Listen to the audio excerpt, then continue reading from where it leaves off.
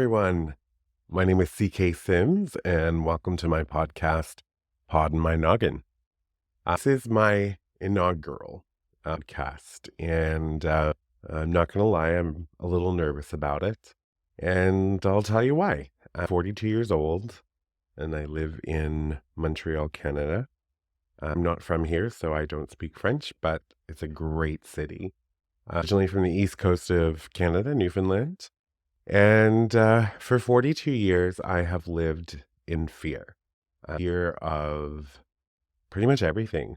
Uh, since I was a wee child, I have thought about putting myself out there, doing things that fill my cup and make me feel like I'm contributing somehow to society.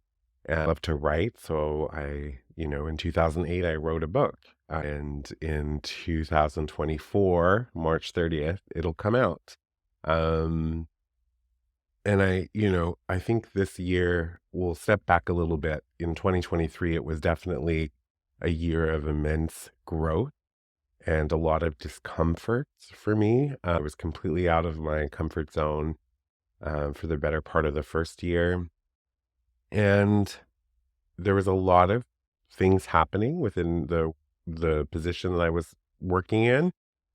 And I was finding that I was on a default of negative, sort of some underlining resentment and negativity. And that's not who I am as a person. So this was an issue for me. And this summer I had to do a lot of like reflective work and sort of kind of put things into perspective so I could reset and come back into my role as a positive person. And for me, being negative and being resentful or whatnot does not serve me and it doesn't serve anybody. But me in my positive state and feeling happy about, what I'm doing and the things that I'm taking on, that serves me, and I in some ways it serves other people that I've witnessed and have been told. So, that was great. The things that happened when I did the reset and came back into myself again was my mentality started to shift, and I was thinking about how for however many years, I've been super invested in, giving my 150, 200% to the company that I'm working for. And the job was my identity, and my identity was my job.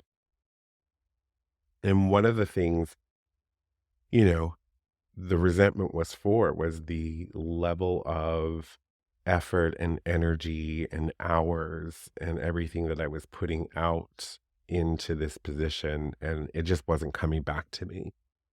So probably September-ish, towards the end, October, I started to think, well, what if I started to pour into myself the same level of effort, energy, dedication, and commitment that I give so freely to a company. And I mulled over that idea for a while. And I came to decide that I needed to do this. I needed to give it a shot. What was the worst thing that could happen? And one of the phrases I learned in 2023 that I really like is to stop saying, what is the worst that can happen? But start saying, what is the best that can happen? And so in the beginning of October, I picked up writing again. I went back to blogging, which I have a blog, which is called Blogging My Noggin. Sorry, is where Poddin My Noggin comes from, on brand. And blogging regularly. I picked up my manuscript from 2008 and read it and realized, okay, well, the person I was in 2008 is definitely not the person I am today. Like, so much has happened, so much growth. I put those two people in the same room. The only similarity I think that you would actually find between those two people is that they had big dreams, big aspirations, um, wanted to do something great and wonderful. Much of the granular things of how they thought, how they felt about the world, how they felt about themselves was so different, and their viewpoints and their mentality is completely different. But I will often say that, you know, I reach back to that person in 2008. And I say thank you for getting me here safely. And I couldn't have been here without him. Right. And when I first wrote this manuscript, it was in a basement apartment in Ontario. Uh, I was in between jobs, and I, really started to sort of just bring about the life of Bonita Smith. And there's so much of that Bonita Smith that has me in it. And there's elements of me throughout all of that book. And so now, as I've, gone through that book and started to edit and rewrite it a little bit, and then like change a few things just so that it fits more of who I am today, but still holds true the original thought idea of the 27-year-old CK as opposed to the 42-year-old CK. Yeah, so that's coming out, on March 30th, 2024. So I'm excited about that. So these are the things that I started to do, and I wanted to explore ways of perhaps earning passive income, and I wanted to delve deeper into investing, uh, and just pouring into myself. So we fast forward, that was, October. We fast forward to November 29th, that long after, about 2 months. Uh, and I show up to work, there's something off, and I can feel it. And the next thing I know, I'm being called into a meeting, and I was packaged out that day from my organization based on restructuring. And so initially, I felt, I was shocked, absolutely. Our whole department was packaged out, but I was shocked, and I was, I don't know. I don't really know what I was in that moment because it happened so quickly.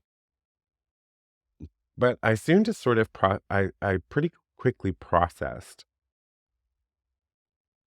what was going on in my mind and framed it. And how I framed it at that time is that maybe the universe was removing something from my path to really give me the shove to put myself out there and do the things that I've always dreamt of doing. And then that still holds true today. Over the holidays, I got really sick with a cold, and there's remnants of it still right now, which you can probably hear in my voice. Uh, and being sick with a cold had me sleeping and napping and spending a lot of time just on the couch under a blanket. And there was sort of a forced reflection.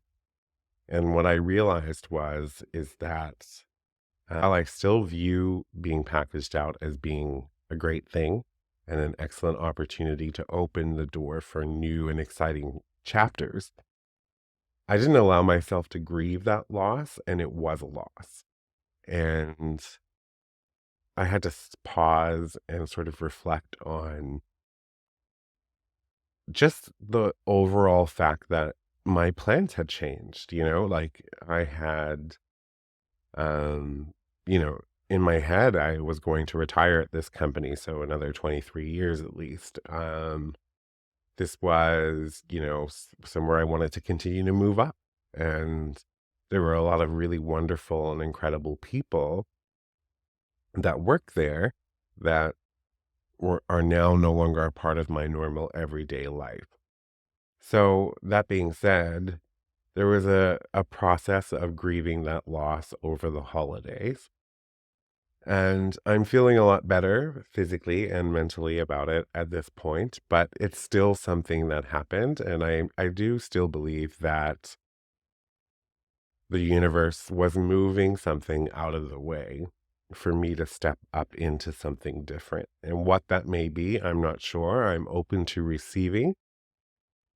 I know that regardless of what 2024 brings, I'm going to do this podcast. I'm going to continue blogging. I'm going to continue writing my books. I have so many that are like half written or quarter written, a lot of others that are brainstorms and don't have a structure yet.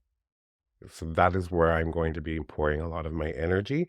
If I have to find a position somewhere to keep myself going and all of that stuff, they'll get, my best from when I start to when I finish. And then I'm just open to whatever 2024 brings my way. So I've talked a lot about what sort of brought me here. And I think that ultimately this is, the 31st of December, New Year's Eve. There's a lot of people are out partying and bringing in the year. So yeah, so here we are, December 31st, 23. A lot of people are actually out. We're planning to ring in the new year. I will most likely be asleep midnight. I'm not a night owl. I am a morning bird, early bird. And I'm pretty routine in life. I like to go to bed by 10, up by 6 in the morning. Relatively boring, I would say. So I'm looking at Poddin My Noggin and blogging my noggin and thinking about what the future holds and what this podcast will represent for me and what I hope that it'll represent for people who find it and listen to it. So one of the main topics we're going to discuss a lot is mental health. I am a huge advocate for mental health, primarily because I've been in it. I've struggled immensely for a large portion of my life, almost called it quits when I was 35. Thankfully, now I was not successful in doing that. At the time, however, I didn't feel that way, right? So at the time that this all went down, I had spent 3 to 4 years in complete and utter darkness. And there's this sense of hopelessness that you don't really understand unless you're in it. And I remember this makes me think about Williams. And, he died by suicide. I'm trying to be politically correct. And uh, I always wondered, like, how did that happen? And especially for someone like Robin Williams, who was so successful and always so funny and all of these things, like, what was going on for them to take their lives? And I now know what that feels like and what that looks like. And so for me, like I said, it was 3 or 4 years in complete and utter darkness. And what I mean by that is that it's just there was no light. And I still went to work. I still had a job. I moved through the motions. There was no light. There was nothing that created joy in me. And there might be a moment, a very fleeting, passing moment of joy that would happen, and then it would be crushed again by the darkness.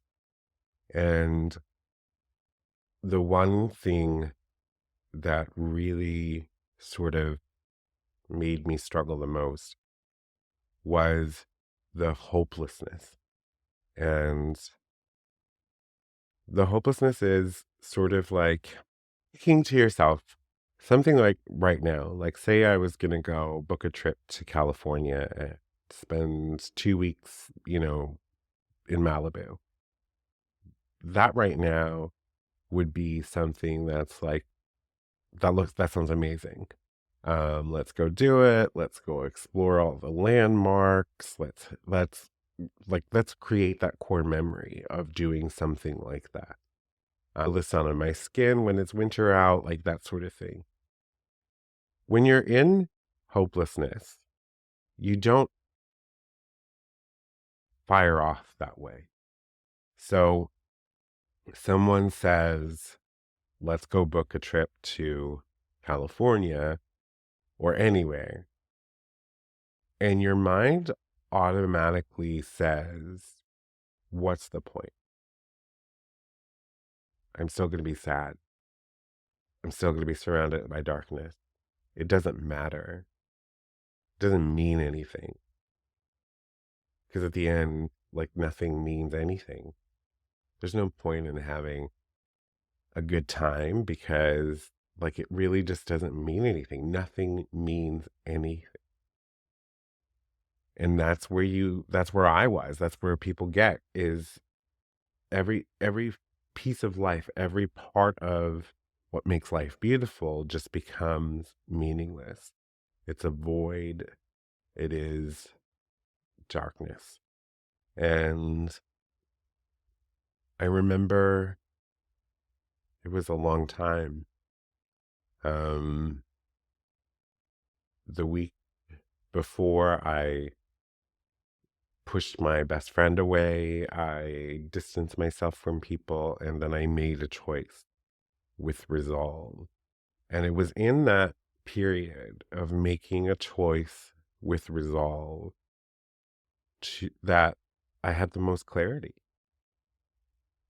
I felt the clearest I had ever had. I felt there was a peace that I never possessed.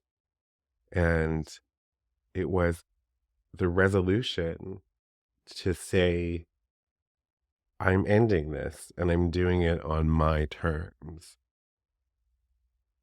There's no point in living, and I don't want to live if this is what life is.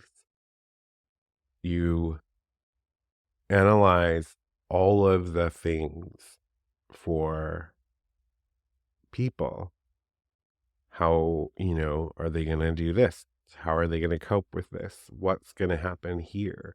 I had it all figured out, right? Down to where I was going to do it to prevent less mess.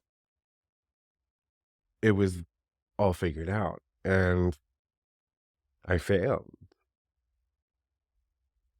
and I went to stay for a short period, 3 days in a mental health institution under observation and saw a lot of, psychiatric nurses and doctors and psychologists and social workers and everything during that period.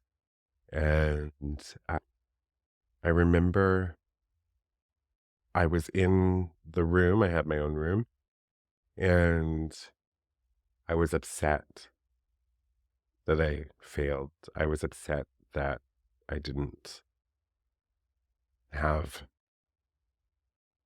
the resolution that I was hoping for. And so I'm sitting there, and in my mind, I'm thinking I just need to pretend that I'm okay and convince them that I'm okay so they can let me go. And then I will go make sure that this is the last time. It'll be more accurate. I'm trying to refrain from being graphic. So that was that. And it was the second day I was in there. I don't remember their name. A male nurse came in, a male doctor or nurse. I'm not sure. I was pretty out of it.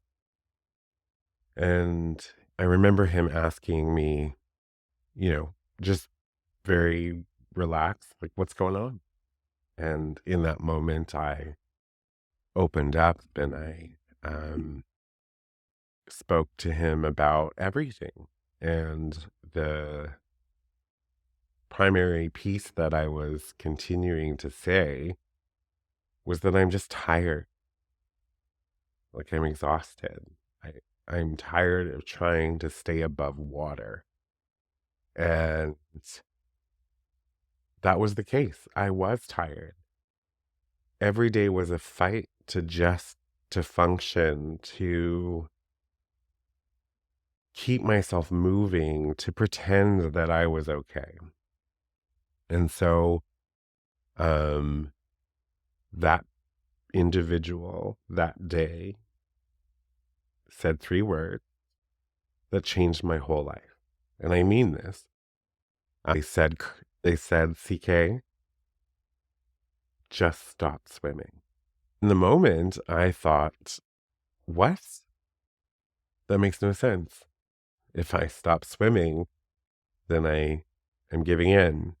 I'm letting it consume me. I'll just be consumed by darkness. And in my mind at that moment also, I was thinking, well, that's what I was trying to do, is stop swimming. And I don't remember much about that interaction afterwards. I just remember being in my room and being alone and thinking to myself, just stop swimming. Like, what a weird thing to say. And then it hit me. Stop trying, was what he was saying. Stop trying to be okay. Stop fighting against the feelings, the emotions, the sadness. Surrender. And later I would learn that that is radical acceptance.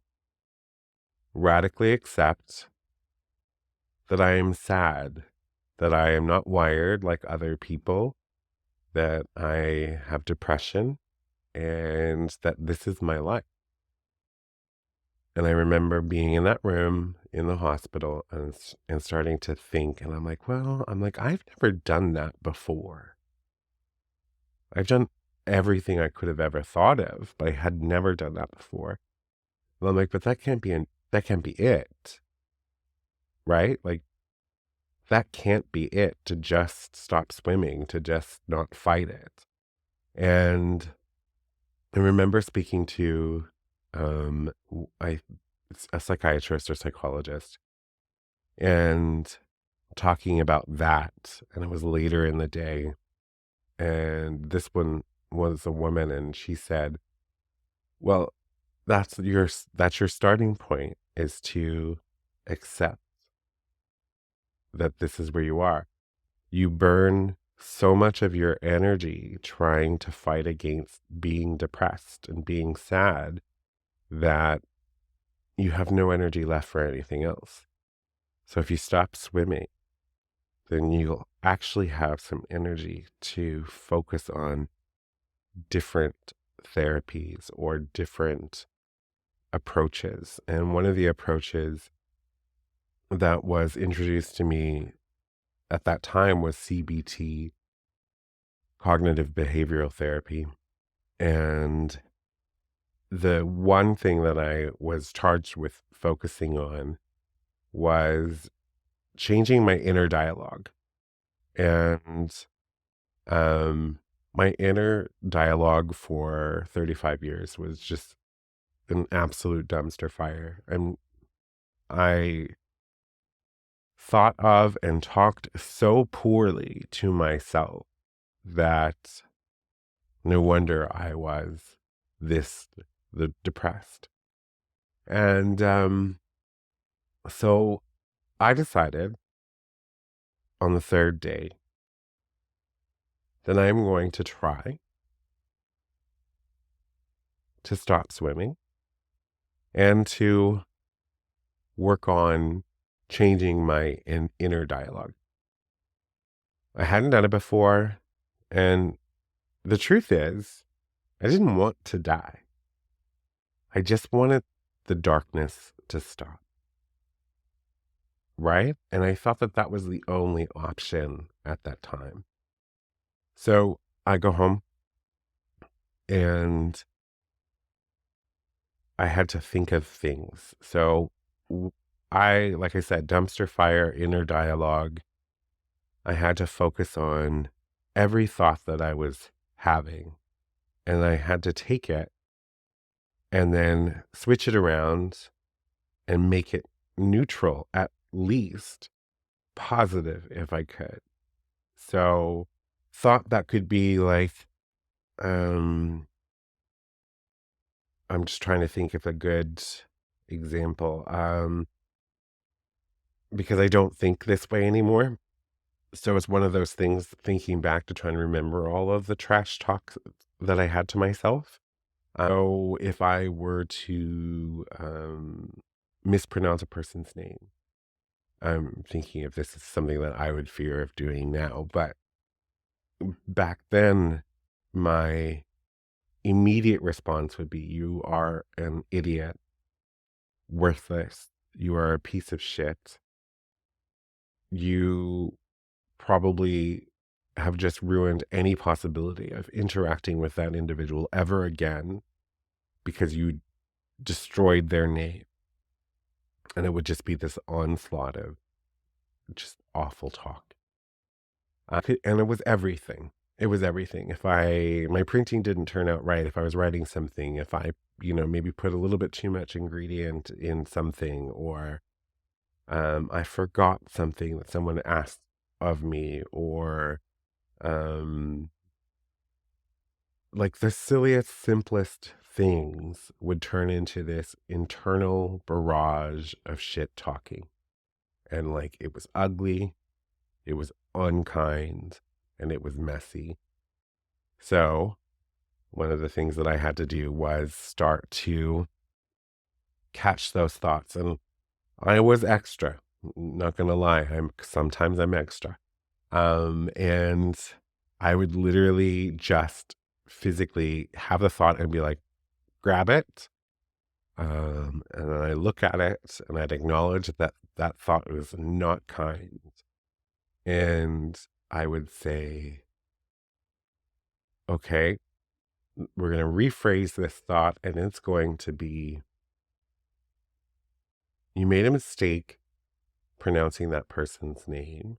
You apologized. You're allowed to make mistakes. And then I release it back inside. And it sounds cheesy. Don't get me wrong. As I'm doing it right now, I'm like, oh, that's a bit cheesy, but that's what I did. And so all day, every day, you could see me grabbing thoughts, looking at them, and reframing them, and then putting them back in to at least being a neutral thought. You'd want to try and make it a positive thought. So that, because I wasn't fighting being sad, I was just accepting that I was sad. That's where my energy went. And the psychiatrist also told me to visualize my inner self as a child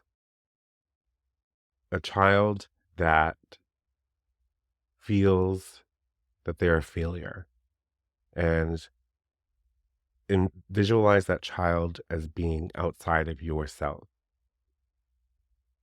It's a part of you, but it's outside of yourself. So before you speak to that child, think about what you would do if you were to see a 3-year-old sitting, standing, walking, talking, and talking to themselves that way. What would you do if they made a mistake? What would you do if they fell or dropped a glass or tripped up? Anything. How would you respond to them?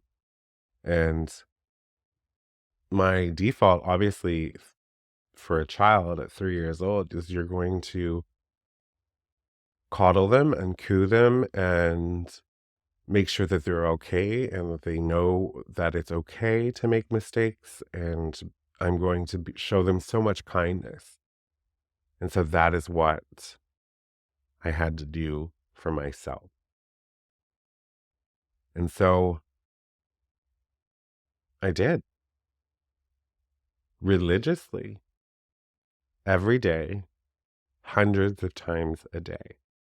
Every thought I could possibly catch, I caught. I looked at it, like held it, looked at it, and I rephrased it to be at least neutral. most often positive, always kind. And I remember it was about 6 months later. I remember the day, I don't remember the date. I remember where I was. I was walking out of my bedroom. Um, and it was close to bedtime because it was around this time as well that I realized I treated my body like a dumpster fire and had no schedule or circadian sleep rhythm, nothing. So that's when the 10 o'clock bedtime, 6 o'clock rises started. And I remember getting ready for bed and going through my pre bed routine. And I was walking out of the bedroom, most likely to get a glass of water. And it hit me right then, right there. And it was the coolest feeling I had ever felt. And I realized in that moment that I hadn't had a negative thought that entire day. And I remember searching in my mind for a moment where I would have had to catch a thought and put it back inside. And throughout that whole day, I didn't have a negative thought. So I was pretty stoked. And now I can say to you at 42, so 7 years later, almost eight, that my default thought process is positive. And one of the things, the cool sort of call outs that I have to make is that I still have anxiety and I still have fear and I still catastrophize things. Um, and I overthink things and overanalyze things. That is a part of who I am. I've radically accepted that. But how I speak to myself is completely different. I show myself kindness. And because I show myself kindness, I show the world kindness.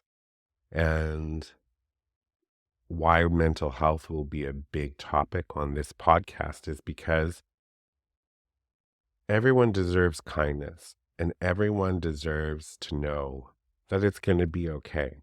Regardless of what situation you're in, everything passes. And I want to take this opportunity in my life and use this platform to bring some light, uplift people, perhaps even teach people that there is a way to be better for yourself.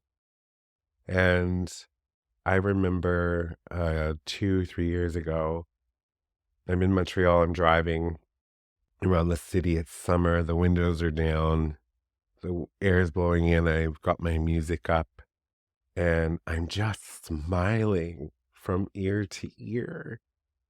And for no reason. There was nothing that happened within that time frame to make me smile. I was smiling because I was radiating joy, because I felt great, and because I often think about where I've been and where I am now. And gratitude plays a huge part in that. I'm grateful even for the ups and downs. Like, you need the both to experience the full spectrum of life. Life is beautiful because you have the ups and downs, you have the good and bad. It's what we do with those, how we perceive those ultimately is what frames our mindsets. And this, all of that has led me here today on December 31st, recording my first ever podcast at my home in Montreal and sharing it with you. Terrified, I was able to talk myself down enough to say, okay, you're just filming right now.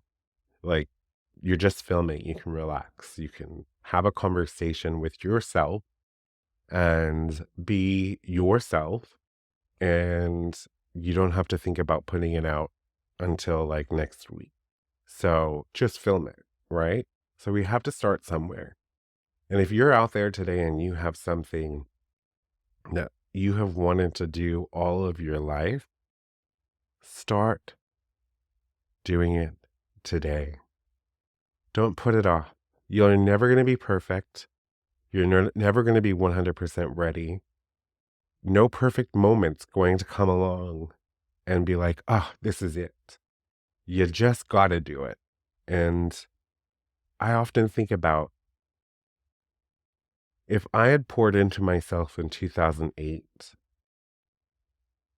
and allowed that younger version of myself the freedom of making mistakes, opening himself up to potential ridicule, but also opening himself up to potential praise, um, opening himself up to opportunities. Where would I have been in the book writing world 15 years later? How many books would I have written? Would I have been published by a major publishing house? Would I have self published? Would I have earned enough of money to live on just my book earnings? What opportunities would have come from that? And fear is what robs me of ever knowing the answer to that question. But fear will not be what robs me of knowing it going forward. Because doing this podcast, recording this video, putting myself out there, it is crazy nerve wracking. I am sure that there's going to be a ton of people out there who are going to have hateful comments, but I think there's going to be as equal many people who are going to like what I'm doing. So I'm ready. I'm ready for whatever. And it's really about doing something that I feel proud of and can say, you know what, I did that. I didn't let fear stand in my way. And I did that. So mental health is going to be a huge topic on this podcast. And it's not going to be always like the doom and gloom stuff. It's going to be like, it's going to be very, very varied across the spectrum. Another personal passion of mine is leadership. We're going to be talking about leadership on Poddin My Noggin. What it takes to be a great leader. Are you a leader or a boss? What are those differences? That sort of thing.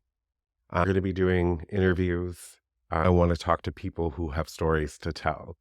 And I want to talk to everyday folk, just like myself, who have faced hardship and have turned the tides. And what have their lessons been? What do they want you to know they used in their life to succeed? And I think we need to hear these stories more and more from people that look like us, talk like us, work like us, dream like us, that are very much like us, that we can hear and learn and grow. I'm all about growth. We will talk about social issues. I will avoid politics and religion. I have strong opinions on both, but I want this to be a happy podcast. Not necessarily a happy podcast where we're only talking about jokes and things, but like a podcast that you can listen to and walk away from maybe feeling a little bit lighter, or that you've learned something or you felt something. I'm going to talk about books and authors. I love reading as much as I like writing. I love reading. I have read 74 and a half books. This year, my target was 75. I have a few hours left to see if I can reach my 75 goal. And I feel like I'm going to, but, until it's done, it's done.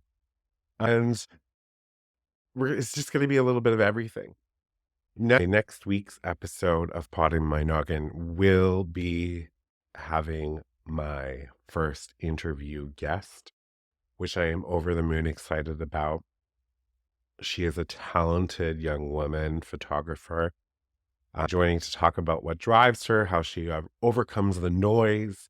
We'll talk about the um, Instagram reel that caught my attention for this woman and just immediately drew me in. And I'm just really excited to have my first interview guest. So this is going to be a really cool experience for me. And from what I've heard from her, this will be her first podcast as well. So we'll get through it together and we'll figure it out as we go. Uh, as for me and the interim, I thank you for listening to this podcast today. Yes, definitely looking forward to next episode for that interview. Until then, you can follow me on Instagram and TikTok at author CK Sims. You can watch the video version of this on YouTube under the same handle.